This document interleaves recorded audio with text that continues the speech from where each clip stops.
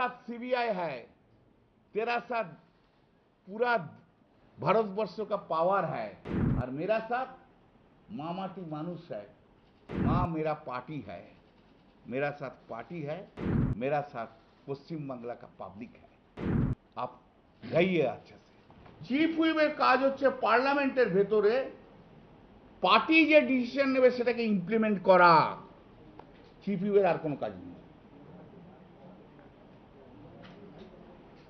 Chief হুইপের কাজ যদি পার্লামেন্টে পার্টির ডিসিশনকে ইমপ্লিমেন্ট করা, তাহলে যিনি চিফ হুইপ হিসেবে ক্লেম করছেন সে পার্টির বিরুদ্ধে কি করে কথা বলছে?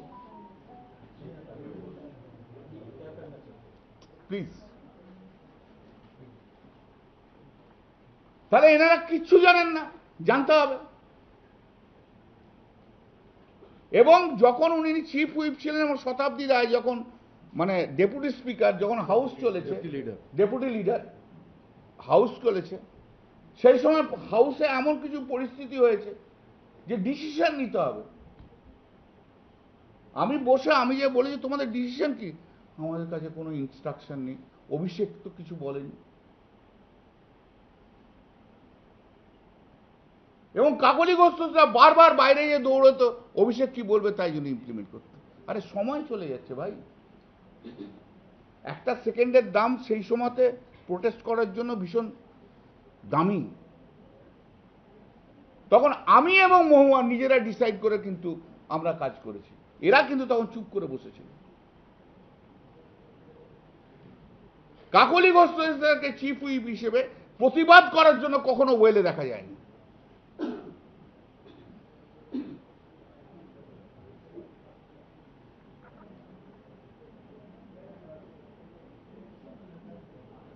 অতএব এনারা যা বলছেন যা করছেন তা পার্টির বিরুদ্ধে, এবং এদের নেতা পাল্টে গেছে। এদের নেতার নাম নরেন্দ্র মোদী। যারা আলাদা করে ব্লক তৈরি করছেন তাদের নেতার নাম নরেন্দ্র মোদী।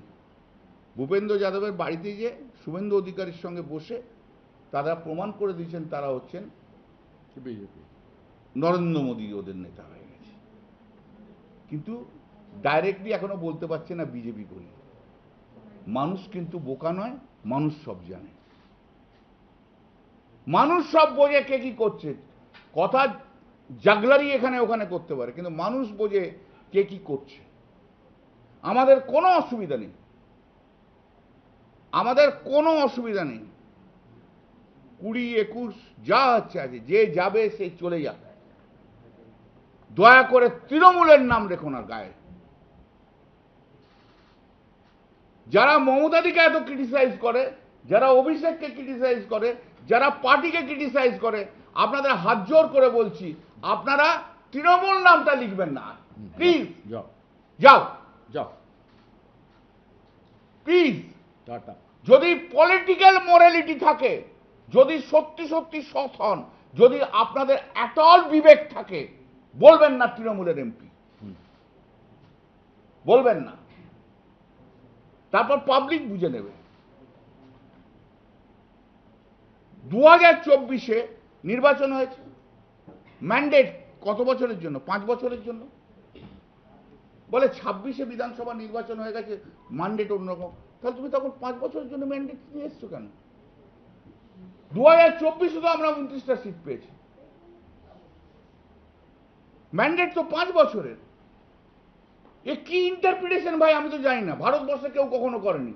আমাদের পণ্ডিত সাংসদরা কিন্তু এই ইন্টারপ্রিটেশন করছে, ভীষণ পণ্ডিতেরা। কারণ ক্ষমতা ছাড়া থাকতে পারবো না, ঘাম ঝরাতে আমি পারবো না,